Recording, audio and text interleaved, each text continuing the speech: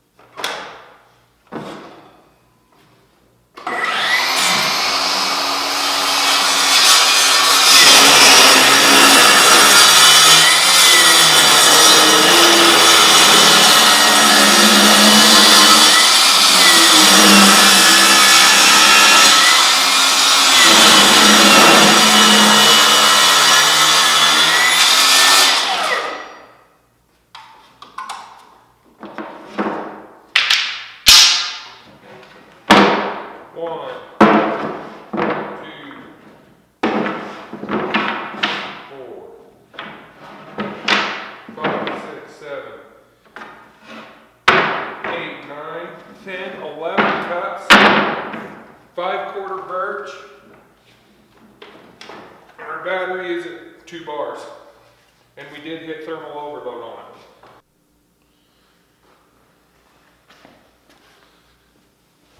it. Real quick, couple things, last minute things about the saw. Like I said, the stand, not really impressed with it. The adjustment foot on the bottom, really chintzy, super small bolt. Like to see that made a little beefier. I do like the latch system. It is very positive. It will hold the saw down very well. The runtime, like you saw, we did 11 rips, 8-foot rips, so 88 linear feet roughly, and 5-quarter birch. We have 2 bars left, and this battery is warm. I don't have a thermometer, but it's warm to the touch. You can tell we worked that thing hard. The onboard storage for your miter gauge and other accessories is nice. It's positive, it does not bounce around, does not go anywhere. I pack this thing in and out of job sites all the time, in the back of my pickup, and have never had to worry about any of my accessories falling off. The adjustable fence with the detent lever, fine adjustment knob, like to see that more, like to see more metal, just like everybody else. You're paying $500 for a table saw. I'd like to see a little more higher quality materials in it, but you still can't complain too much about it. It is a $500 contractor saw with no cords. Get yourself a couple 12 amp hour batteries. You're gonna need them. This thing eats batteries for lunch. I've got 2 12-0s and a 6-0 that I run through this saw. Never had any problems getting through a work day. I am just one guy on the crew. Dust collection leaves a lot to be desired. It is a contractor saw. Generally, you're not going to be setting this up inside a customer's home. You're going to have, if you are, I'd recommend running a shop vac to collect majority of your fine particles. There's a lot of overspray off the top of the blade, off the top of your materials that ends up all over. I'm still covered in it. The positive on-off with the power switch is nice. I know there was a lot of talk about the DeWalt. You let this go on a DeWalt and it'll trip the saw off. This is very hard to do that with.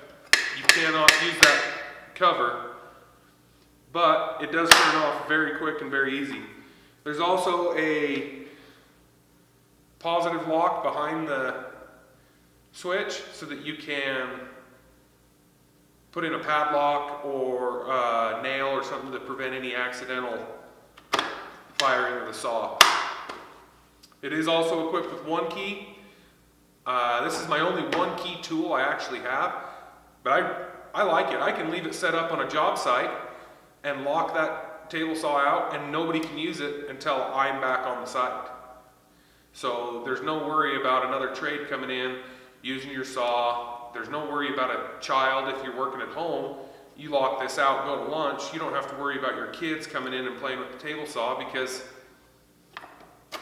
with one key it won't work. So if you have any other questions about this saw or any other tool, hit me up in the comments or on my Instagram, which I'll leave linked down below.